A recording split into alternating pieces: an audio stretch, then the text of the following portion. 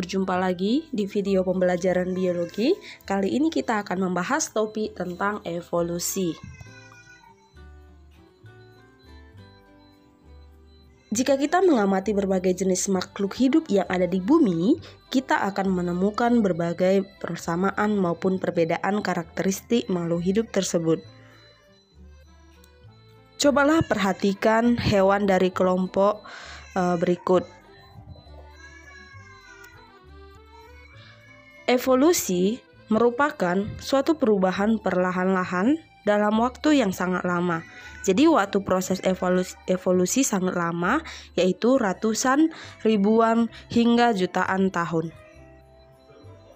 Pada mulanya, evolusi merupakan dugaan atau hipotesis dari sebagian kecil orang. Namun kemudian banyak ahli yang tertantang untuk membahas dan membuktikannya. Berikut adalah pencetus teori evolusi. Yang pertama ada Anaximander. Filsuf Yunani ini disebut sebagai evolusionis pertama yang menyatakan bahwa manusia berevolusi dari makhluk akuatik mirip ikan. Kemudian yang kedua ada Empedokles, filsuf Yunani yang menyatakan bahwa kehidupan muncul dari lumpur dan tumbuh kemudian berubah menjadi hewan. Yang ketiga ada Erasmus Darwin. Ini kakek dari Charles Darwin. Ia menulis sebuah prosa berjudul Zoonomia.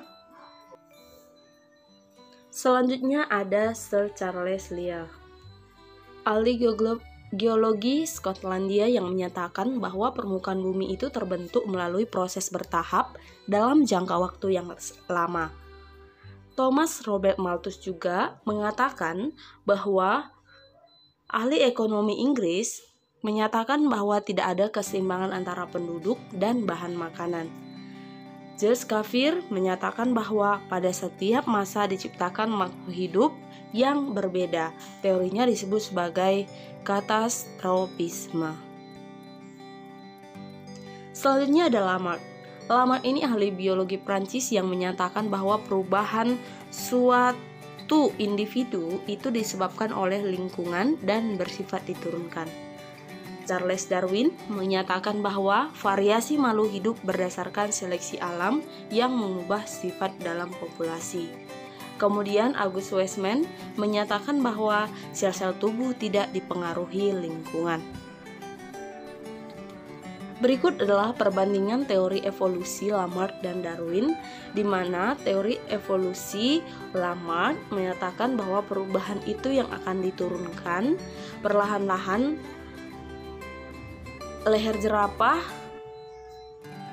dari yang panjang hingga memendek.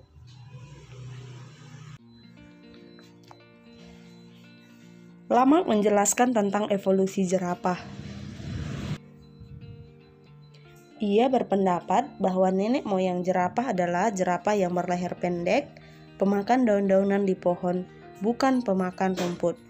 Untuk mencapai daun-daun yang tinggi, jerapah berleher pendek itu harus merenggangkan dan memanjangkan lehernya sehingga lehernya semakin panjang. Jadi sifat leher panjang diwariskan pada keturunannya dan proses ini terus berlanjut hingga sekarang sehingga semua jerapah yang hidup pada saat ini berleher panjang. Kemudian Darwin berpendapat lain, yaitu evolusi terjadi melalui seleksi alam. Darwin berpendapat bahwa nenek moyang jerapah adalah jerapah berleher panjang dan jerapah berleher pendek. Pada saat daun-daunan masih tersedia di pohon yang rendah dan tinggi, baik jerapah berleher pendek maupun jerapah berleher panjang bisa hidup. Namun, semakin lama, daun-daun yang terletak di pohon yang rendah semakin berkurang dan habis, sehingga jerapah berleher pendek nanti tidak akan dapat memperoleh makanannya. Jadi jerapah berleher pendek akhirnya mati dan mengalami kepunahan.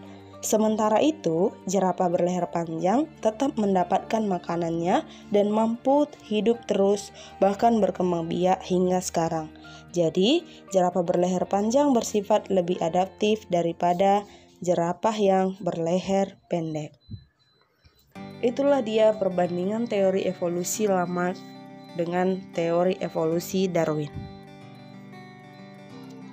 Namun ada satu hal lagi yang perlu kalian ketahui, bahwa pendapat Lamarck dan Darwin mempunyai kesamaan, yaitu evolusi terjadi karena adanya perubahan lingkungan. Nah, perubahan lingkungan yang menyebabkan evolusi jerapah adalah perubahan jumlah makanan berupa daun-daun yang terletak di pohon yang rendah semakin berkurang dan habis.